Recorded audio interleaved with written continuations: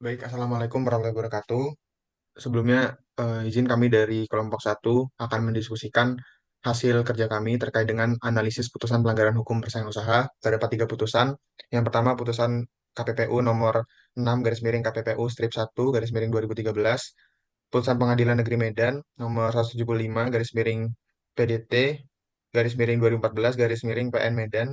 Dan putusan kasasi Mahkamah Agung 704 garis miring K garis miring PDT sus strip KPPU garis miring 2015, di mana yang kelompok satu ini beranggotakan yang pertama ada saya, M. Faizal Kemalsyah, yang kedua ada Aisyah Zatunisa, yang ketiga ada Lisyana Zua Shakira, yang keempat ada Aulia Junita, dan yang terakhir ada Monica Selviana BR Sembiring. Baik, terkait dengan pertama mungkin kita akan menjelaskan terkait dengan uraian kronologis perkara dari ketiga putusan itu. Mungkin bisa dijelaskan dari teman-teman uraian kronologisnya seperti apa? Baik, Kemal izin ya, teman-teman. Untuk uraian kronologis perkara itu sebenarnya simpel aja. Ada sejumlah pengusaha angkutan barang melakukan praktek kartel terkait dengan penentuan tarif angkutan kontainer ukuran 20 kaki, 40 kaki, dan 2 kali 40 kaki di 12 rute nih. Dari dan menuju Pelabuhan Belewan pada 2011 dan 2012. Nah, menurut KPPU, secara secara yang sudah mendalami itu, nah mereka ini menandatangani perjanjian untuk menentukan suatu harga tertentu. Nah, hal itu kan dilarang nih sama KPPU dan juga Undang-Undang terkait dengan persaingan usaha. Nah, berdasarkan hal tersebut, makalah terjadi putusan ini gitu. Intinya seperti itu. Nah, putusan ini tuh meliputi beberapa terlapor. Sekiranya ada 15 terlapor yang nggak bisa saya sebutkan satu-satu nih teman-teman karena kan kalian juga udah baca nih putusannya gitu. Seperti itu. Kemudian ada nih dugaan pasal yang dilanggar. Nah, siapa nih mau dijelasin teman-teman? Boleh, saya menjelaskan berdasarkan analisis yang sudah saya lakukan, berdasarkan kronologi yang dijelaskan Murik tadi soal penetapan harga kontainer, saya rasa pasal yang paling tepat dan untuk diberikan adalah pasal 5 tentang kartel, dikarenakan adanya penetapan harga tersebut dan dikarenakan adanya pengaruh terhadap konsumen. Dikarenakan adanya penetapan harga tersebut, konsumen jadi tidak memiliki banyak variasi yang dapat dipilih. Kemudian dikarenakan pasal 5 ini tidak bisa berdiri sendiri, maka harus disandingkan dengan pasal lain. Dalam praktiknya itu, pasal 5 biasanya disandingkan dengan pasal 9, pasal 11, pasal 17, dan pasal 19. Menurut saya, pasal yang paling cocok dalam kasus ini adalah pasal 11 untuk mendampingi pasal 5 tadi, dikarenakan dalam pasal 11 ini juga dilarang melakukan perjanjian atau kesepakatan yang dapat mengurangi atau menghilangkan persaingan usaha, termasuk dalam penetapan tarif. Sehingga menurut saya pasal yang paling cocok adalah pasal 5 dan pasal 11. Oke, terima kasih Monik dan Cia tadi udah dijelasin ya, bahwasannya karena tidak adanya variasi atau alternatif dan dugaan pelanggarannya ada di pasal 5 dan pasal 11. Lalu selanjutnya ada tata penanganan perkara, bisa dijelasin nggak nih teman-teman tata penanganan perkaranya seperti apa? Oke, izin menjelaskan ya tentang tata penanganan perkara. Yang pertama itu tata penanganan perkara di tingkat KPPU. Untuk di KPPU sendiri, dimulai dari tahapan awal, di mana pada kasus ini dimulai dari inisiatif Komisi KPPU itu sendiri. Kemudian dilanjutkan oleh penyelidikan awal perkara inisiatif, kemudian selanjutnya adalah tahapan penyelidikan lanjutan, dan setelah tahap penyelidikan itu selesai, maka masuk ke sidang komisi. Pada sidang majelis komisi ini terdiri atas pemeriksaan pendahuluan dan pemeriksaan lanjutan, dan tahap terakhir adalah putusan komisi. Bagi para terlapor yang tidak atau istilahnya merasa keberatan atas putusan tersebut, maka dapat mengajukan banding dan juga tingkat kasasi. Untuk para terlapor pada kasus ini mengajukan keberatan di Pengadilan Negeri Medan. Karena kasus ini di tahun 2013, maka yang mana Pengadilan Negeri itu masih berwenang untuk menerima keberatan dari putusan KPPU. Namun berdasarkan Perma nomor 3 tahun 2021, kewenangannya itu berubah menjadi pengadilan niaga, di mana keberatan KPPU harus diterima dalam 14 hari kerja sejak keberatan itu diterima gitu, teman-teman. Dan pada kasus ini maju lagi ke tingkat kasasi di Mahkamah Agung. Di Mahkamah Agung ini diajukan oleh KPPU, di mana Mahkamah Agung dalam jangka waktu 14 hari harus memberikan si dalam 14 hari itu harus diterima oleh Mahkamah Agung. Kemudian dalam waktu 30 hari itu Mahkamah Agung harus memberikan putusan sejak permohonan kasasi diterima. Gitu sih teman-teman. Mungkin selanjutnya pertimbangan hukum dari masing-masing lembaga yang berwenang nih. Baik, kalau untuk pertimbangan hukum sendiri, izin menjelaskan ya teman-teman semuanya.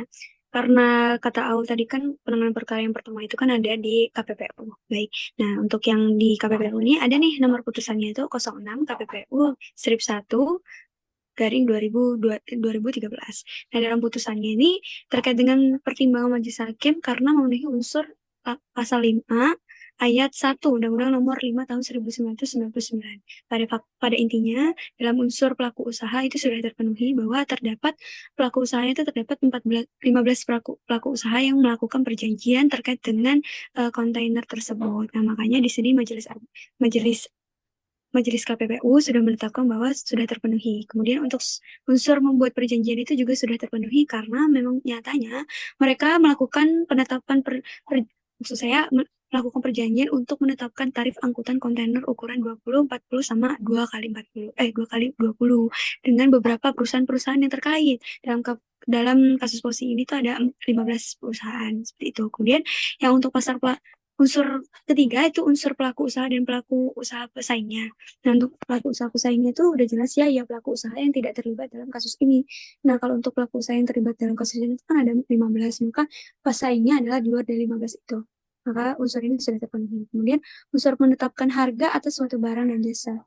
Nah, tadi kan sudah dijelaskan bahwa mereka menandatangani perjanjian. Nah, ada harga yang ditentukan di perjanjian tersebut, maka unsurnya sudah terpenuhi. Kemudian unsur dibayar oleh konsumen atau pelanggan pada dasar bersangkutan yang sama. Nah, unsur ini tuh udah terpenuhi karena konsumen dalam perkara aku adalah pemilik barang yang menggunakan jasa angkutan kontainer secara langsung berhubungan dengan perusahaan jasa angkutan kontainer maupun melalui perusahaan EMKL, sehingga unsur ini telah terpenuhi. Kemudian berdasarkan pertimbangan hukum tadi, maka majelis menilai bahwa sudah terpenuhi semua unsurnya dan sudah dapat dihukum seperti itu. Selanjutnya untuk pertimbangan terkait banding dan kasasi, siapa nih yang mau jelasin? Oke, mungkin aku ya guys yang bakal ngejelasin tentang putusan tingkat banding dan kasasinya. Jadi atas putusan KPPU itu, para terlapor kemudian mengajukan banding di Pengadilan Negeri Medan. Kemudian oleh Pengadilan Negeri Medan telah diputus dalam putusan nomor 175 garing PDTG garing 2014 garing PN Medan. Nah, dalam pertimbangannya itu, Majelis Hakim terkait dengan syarat formal pengajuan permohonan, Majelis Hakim menilai sudah terpenuhi baik menurut jangka waktu maupun kewenangan mengadili secara absolutnya. Kemudian, kalau dalam pertimbangan pokok perkara, Majelis Hakim mempertimbangkan kalau perjanjian yang dibuat pada tahun 2011 dan 2017 antara para terlapor ini tidak dapat dikatakan merugikan konsumen, di mana konsumen tidak harus membayar harga tertentu kepada para pemohon apabila dirasa harga yang ditawarkan tidak sesuai, maka sebetulnya konsumen bisa memilih pelaku usaha lainnya. Jadi di sini Majelis Hakim menilai pasal 5 ayat 1 tidak terpenuhi karena unsur merugikan konsumennya tidak terpenuhi, sehingga memutuskan untuk mengabulkan permohonan dari pemohon keberatan untuk seluruhnya, kemudian membatalkan putusan KPPU nomor 06 garing KPPU strip 1 strip ya Romawi 1 garing 2017 dan menghukum para pemohon untuk membayar biaya perkara secara tanggung renteng. Nah, atas putusan Pengadilan Negeri Medan tersebut, kemudian KPPU mengajukan kasasi kepada Mahkamah Agung dan diputus dalam putusan nomor 704K garing Pitsus garing KPPU garing 2015. Nah, pada pokoknya dalam pertimbangannya Majelis Hakim mempertimbangkan bahwa Judeks Fakti atau Pengadilan Negeri Medan telah salah dalam menafsirkan pasal 5 ayat 1 Undang-Undang Nomor 5 ini. Jadi Mahkamah Agung menilai bahwa eh, pemenuhan unsur pasal 5 ini tidak harus dilihat dari unsur kerugian konsumennya, namun dengan telah dibuatnya perjanjian penetapan harga antara para terlapor ini itu sudah memenuhi ketentuan pasal 5. Dan berdasarkan pertimbangan tersebut, Majelis Hakim Mahkamah Agung kemudian mengadili sendiri perkara Akuo dengan amar yang pada pokoknya adalah mengabulkan permohonan kasasi dari para pemohon kasasi yakni KPPU dan membatalkan putusan Pengadilan Negeri Medan nomor 175 garing PDTG garing 2014 garing PN Medan. Gitu teman-teman. Oke, terima kasih Kak Isa. Yang terakhir, analisis putusan. Jadi pada umumnya kartel dipraktikkan oleh asosiasi dagang dengan para anggotanya.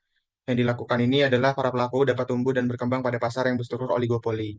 Nah, dalam putusan ini kan konsep perjanjian penetapan harga dengan membuktikan setiap unsur yang terdapat dalam pasal 5. dalam putusan tadi kan dugaan pelanggaran ada di pasal 5. Namun pada dasarnya pasal 5 ini nggak berdiri sendiri. Ada pasal 11, pasal 17, dan pasal 19 yang harus dibuktikan dari beberapa putusan KPPU.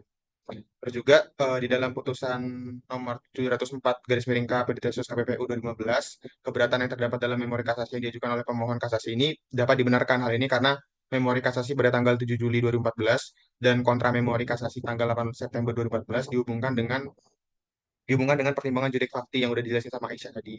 Jadi sehingga judik fakti salah menerapkan hukum. Nah, ketentuan yang terdapat dalam pasal 5 ayat 1 bersifat perserul, yaitu larangan dalam ketentuan tersebut secara hukum yang dilanggar oleh para pelaku usaha. Mungkin itu ya analisis singkat dari saya. Dan mungkin itu aja presentasi atau diskusi dari kelompok kami. Kurang lebihnya saya minta maaf. Assalamualaikum warahmatullahi wabarakatuh.